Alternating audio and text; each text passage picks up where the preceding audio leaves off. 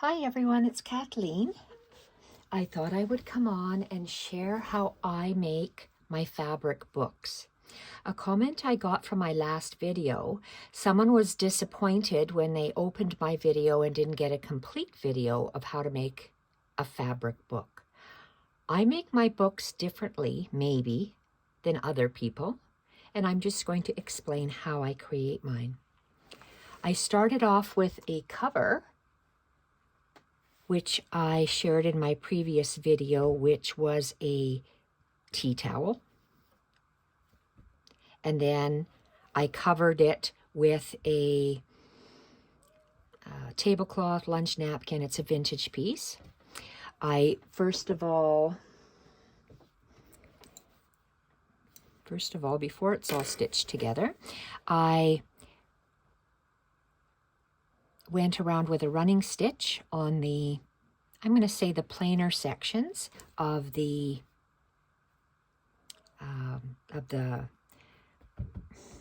vintage tablecloth. So I did running stitch all the way around. When it's opened up as a flat piece, you see the running stitch, and there was a running stitch all the way around the whole piece. Then I fold it in half, because this is going to be my finished cover. And then I do the buttonhole stitch. I start off in a corner with a lazy daisy, and then I continue with a buttonhole stitch all the way across. And I'm going to do the same thing over here. Lazy daisy to start off with, and then my thread will be on top, and I'll be working on the buttonhole stitch. So my cover would be finished. So the lady was saying, well, why didn't you show us how to finish making the book? Because I don't finish making a book and then create from the book. I make a cover like this. I shared that I have a pillowcase that I tore in half, or I just tore up into sizes of pages, not in half. I just tore it up to be different sizes of pages. And these are going to be my bases from which I work. So the pillowcase pages, they are, because this is so worn cotton, I'm going to use 2 layers, and it is so soft. It's like butter to work on. So I will take my if I know what my book is going to be about, I'll create my first page, and I would create my first page as if it were a half. So I would just finger press that. So I know that I could only stitch on this. I stitch with this in my bed until it's finished. This front page. Then on this, whatever design I wanted to do, I'm going to stitch on that until that's finished. So then that would be one finished page, but it would all be stitched. Then I would do the same with the second page. I have a crease in there, so whatever I wanted to stitch or collage and stitch would be on this side. I'd see working stitches on the back because I like that. I'd collage and do other stitches on this side. Lay it down. Continue with all the pages until my book got reasonably thick, and then I would sew it together. How would I sew it together? I would be doing a 3-hole pamphlet stitch. And just as an example, I'm going to lay these babies down. So I don't stitch a book and then I don't know, sew within the book. It's too hard for me to do. So literally, I would take is that a curved needle? Maybe it is. I would take I would have an awl, and do I want a 2-hole pamphlet stitch? Maybe in this one I just want 2 holes. I would punch a hole right through it. There you go. I would punch a hole, and I'm eyeballing it right down the center. There you go. Punch a hole. And then I would take my crocodile and actually cut out that little piece, Or, because I'm lucky enough that I own one of these babies, I would stick it in there, squash this down, and I'd get a hole and a hole. And what I would do with the hole in the hole, then I would take, oh, this is just happens to be handy here. I would not use twine. Maybe in this book, I would use sari silk. So then I would thread my lovely needle. Okay, I don't think I have. My hole isn't big enough, and these pages aren't finished, but I would actually stick it through there. Okay, how are we gonna, can we actually thread this up? Maybe we can. Let's undo this knot.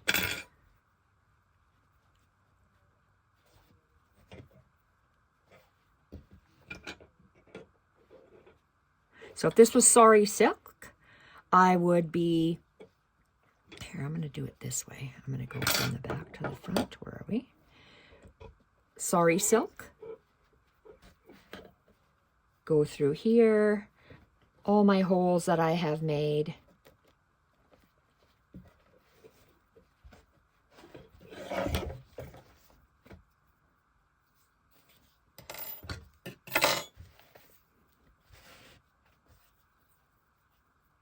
Tie a knot. Voila! Finished book. Finished book. You can sew with it inside. If you want, you can go like this, but look at how hard that is. I don't like doing that. So that's why I didn't do a finished book. I sew pages individually. And my pages, some of them are elaborate. Some of them are not elaborate. So the way I do my pages, if this was my first page, I'm going to put something on top of this first. So what am I going to put on top? Well, I create my pages. When I stitch in bed, I'm stitching and I'm stitching and I'm stitching and I'm layering and I'm layering and I'm layering. And I have all sorts of vintage collars, bridal dresses, tatting, and I piece. This one, I had pages and pages and pages. So this one, this is a long table runner. I hand stitched, I call them snippet pieces. They're about 4 by 6 pieces, whatever size I met, and they're all different sizes. This, are you in frame? This would have been 1 page. That would have been 1 page. This wonky style thing, it doesn't even have to be square. It could be just a weird little shape, was a little page. And I secured these little snippet pieces onto a linen background because I was going to wear this as a shawl. I've since decided I'm not going to wear this as a shawl, so I'm going to turn this into a fabric book. It's not finished. As you can see, I like my my snippet pieces to be totally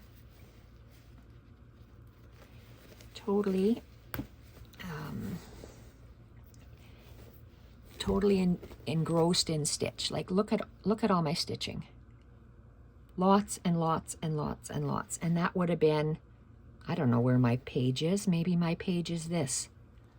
Maybe my page is like this. That's 1 page. Maybe that was an irregular 2nd page. Maybe that's a 3rd page. So all of these were pages. And they have different things and stuff layered on top. And I was doing white on white. So all these different thicknesses and crocheted stitches and weaving and interweaving and all sorts of things and stuff on it. I like to work on individual pieces, and I do that before I sew it in. So this is like a visual diary for me. I have so many containers of things and stuff that I just pick up and I start stitching. Is this finished? Hell no, it's not finished, but it started. Is this finished? No, it's not finished, but it started. Piece of old, beautiful, thin cotton lace. These pieces will be started on this. So maybe I'll layer that on. Maybe I'll take a Suffolk puff. Maybe I'll do some needlework around it and a second row. Maybe I'll do some bullion knots and some colonial knots. I might add some beads. Then I might throw it on there. Maybe I'll start doing some other stitching and I might throw it on there. So my books aren't finished within one video. I take my time. I'm 63, I have back issues, and I sit in bed most of the day. My poor husband does everything. And I am not sitting at a computer and editing videos and adding music to videos. I just want to stitch and I want to share my stitching. And one day when my mind finally goes, my husband can sit me in front of my playlist and I can enjoy and remember what I have stitched. Because literally, I don't remember. I cannot remember what I stitched. And I see this and it's all brand new to me. So little things. I stitched that little corner together. So maybe I might tuck it like this and stitch it on. But it'll take me a long time to get this one piece done. And I'm going to take my time because I have time. My hands still work. I can still stitch. Pieces like this might go in there. Like, look at how beautiful that is. Or on that plain page. Where's a plain page? I'm going to start off with these 2 layers. They are so soft. Look at that. Just look at that. This is already, I was going to stitch just this into something. But if I want to use this piece on here, I would pick up my base. My base is 2 layers. And remember, I want to only have it's going to be bound in the center. So I am going to start over here. This book here, and I've got lots of things and stuff. I just pick up a needle and a thread and, well, I stitch on a doily. What is this? Suffolk puffs. I wanted to have fancy Suffolk puffs. Gosh, I've got all sorts. I've got cross stitching. I've got, oh, look, done more stuff. So my work isn't something that I can just slap together in a 20-minute video and say, here you go, here's a book. This is how you do a book. It takes me a long time to do a book. And I am in one of my fabric books. This is a pillowcase. What a great way to start a book. What a great way.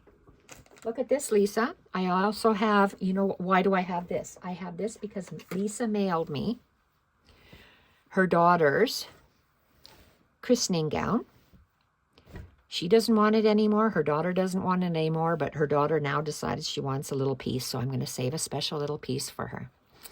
I'm going to I'm probably going to cut this apart, use this as the background for my pages, starting off points for the pages. Lisa and I are going to share this, so I'm going to tear this. I'll cut this apart, not tear it apart. Look at how beautiful the edging is. So this will also be a base. I have this. This is my christening dress. God knows where the slip is, because there used to be a slip in here. I don't know where the slip went to. But this beautiful lace can be a portion. I'm going to be adding this to both Lisa's and mine. Adding a little bit, and I'm going to use white stitching. White, ecru, cream, sand, because I like the way it looks together. And, okay, so I'm going to put that away. I want to show you, okay, this is Lisa's. Still doing her book. This is mine. Mine. Lisa's.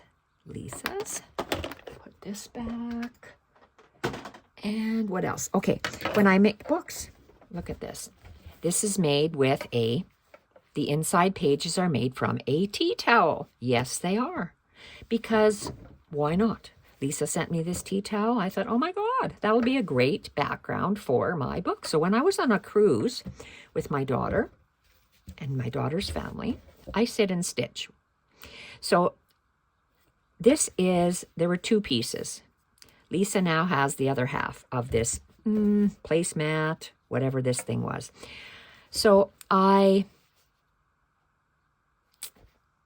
cut this. I cut this in half, and I lined it with the tea towel.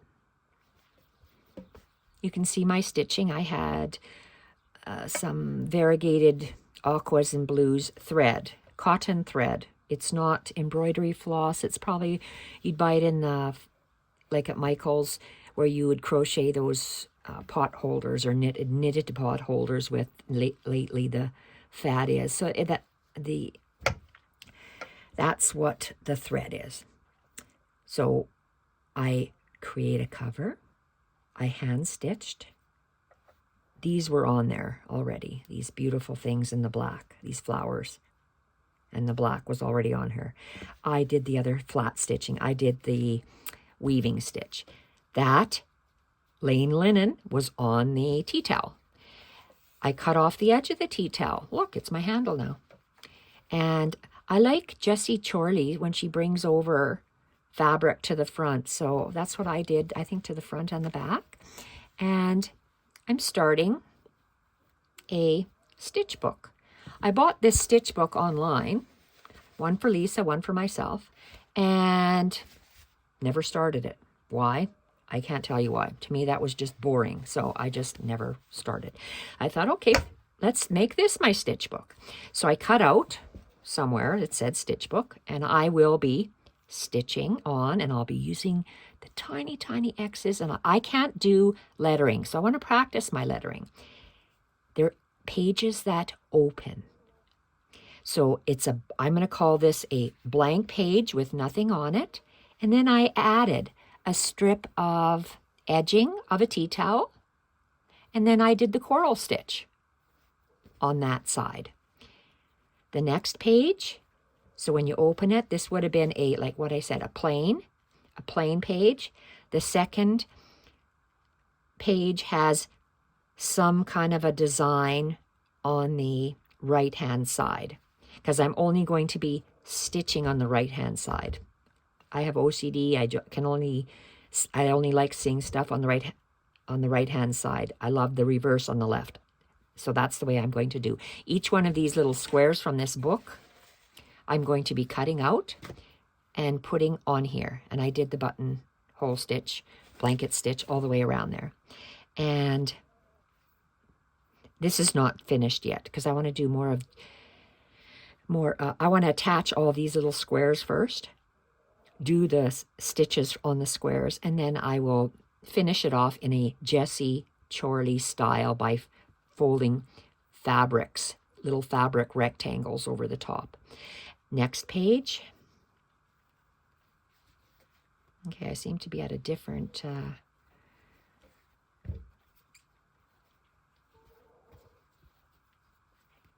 Okay, so then we have a plain page, because this one had a beautiful something. And a plain. Then a something over the side and some X's.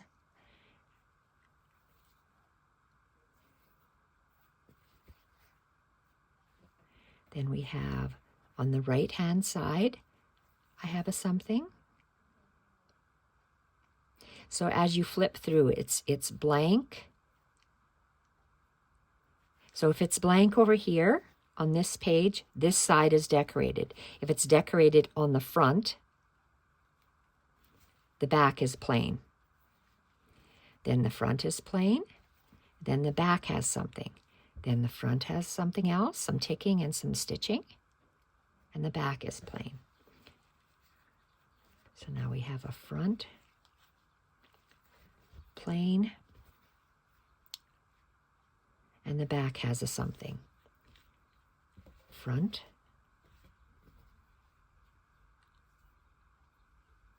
just love that. Has a something, back is plain. So then the front is plain, and then the back has this lot of somethings on it. So that was a cut up tea towel that I'm going to be using for this. And again, same thing. I would take, oh, here it is. I would take my awl, stab it through here. Oh, I guess I don't have to. Okay, I don't have to stab it because my closure is here, but I got to stitch it together. So I'm still going to do the 2-hole pamphlet stitch. So I'm going to pierce a hole all the way through there so it comes out, all the way through there and comes out. So then I will actually see something coming out over the top, some of the, won't be using twine, I'm not sure what I'll be using, but you'll see something coming over the top like that. And on this one, I'll be tying it on the inside. So that's how I would do that. So again, the way I do my fabric books, because of the quirky way that I stitch, I like to stitch on a page like this while I'm sitting in bed until it's completely done.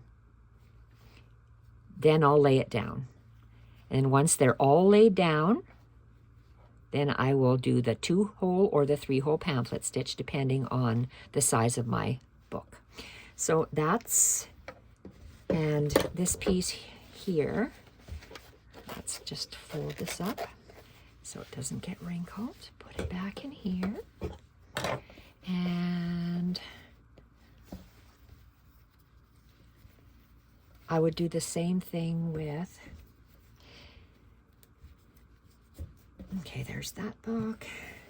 This thing here, it started off as pages, and I thought I would join each block, because that's a block, and that's a block. Look at how beautiful that block is. Just gorgeous. So what I thought I would do is, I like to do different fancy stitches in different colors all the way along the edge, and then within the, uh-oh, I heard a click. Busy pin, thank goodness. I like to do the rice stitch or the seed stitch, and I thought I would do the ivory. Do I have something that started the ivory? And then the light peach. Oh, here I did it. The ivory to join, the light peach, and then the darker peach to fill it in. But I'm not sure what I'm going to do with this piece. I'll probably end up putting it in a book. I choose books because I look at books often. I love creating books. I love creating these tiny little pages and then putting them in books. What am I going to do with this thing? Well, it's folded up, sitting in my cart, doing nothing. But books I look at every single day. I rifle through some sort of a book. And how can I show you these? What can I show you? Just sitting. Starting off with some things and stuff, pages. So just creating stuff, and then it'll be a jumping point. This could be a jumping point for one of my pages. So it takes me a long time to create pages, and I stitch my finished pages into the book when I am done. So that's what I wanted to clear up in this video, and my next video, I'll be sharing, again, fabric books, but it'll be at the rage that everyone is doing are these dot books. So, thank you everyone for watching, and that's how I create my fabric books. They take a long time to do. Bye for now.